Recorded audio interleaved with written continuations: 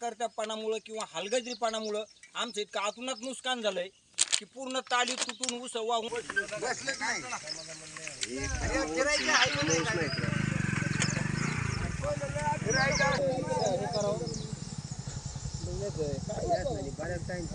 बघा किती पाणी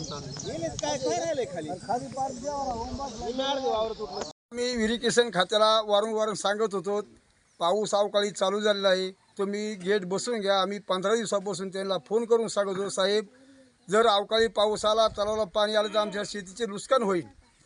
तर ते काय त्यांनी आमचं ऐकलं नाही. आम्ही वारंवार सांगतो ऐकलं नाही. मग शेवट रात्री काल पाऊस झाला, त्या पावसामुळं पूर आला आणि पूर येऊन तलावात पाटात पाणी शिरून पाटाचं कॅनल तुटून आमच्या सगळ्या जमिनीत पाणी गेलं, विहिरी वाहून गेल्या किंवा घास ऊस सगळे वाहून गेले. आमची खूप नुकसान झाली. या दुष्काळात आम्हाला 13वा महिना आला आहे. कारण ह्या अवकाळी पावसामुळे आम्ही प्रश्न सांगत होतो की बा असं असं होईल साहेब, तुम्ही नीट करून घ्या. तरी त्यांनी आमचं न ऐकलं नाही. पाठ तुटून जाऊन आमचे अनुनात नुकसान झाली. ती आमची प्रश्न एवढीच विनंती आहे की बा आमची दखल घेऊन याचं काहीतरी मार्ग काढून आमची भरपाई करून द्यावा. करण्याचं पाठीमागचं कारण म्हणजे आष्टी तालुक्यातील कडा प्रकल्प लिंबोडी गावातील हा आष्टी तालुक्यातील सर्वात मोठा प्रकल्प असून याचा दरवाजा 1 महिन्यापूर्वी गेट खोलून नेल्यामुळं ते इरिगेशननी 1 महिन्यात न बसवल्यामुळं ते पूर्णपणे पाणी खाली वरून पाणी आलेलं एवढं पाटात वाहून गेल्यामुळं शेतकऱ्याचं शेकडो शेतकऱ्याचं इतकं आतुनात नुकसान झालेलं आहे. आणि आम्ही शासनाला वारंवार इरिगेशनला विनंती करून फोन लावून त्यांनी फोन न उचलले. 15 दिवसाच्या पाठीमागं आम्ही आणून बसवतो, त्यांनी बसवलं नाही.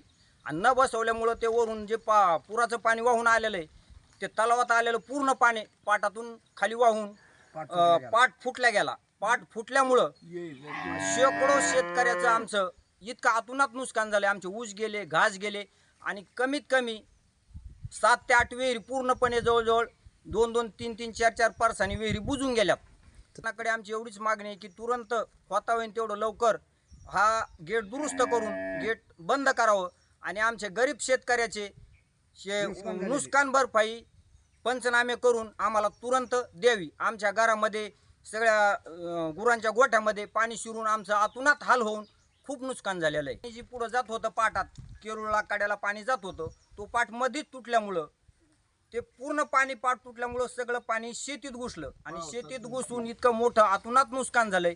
ह्या नुकसानाची आमची दखल शासनाने घ्यावा अशी हात जोडून आमची कळकळीची शेतकऱ्याची विनंती आहे शासनाला. आणि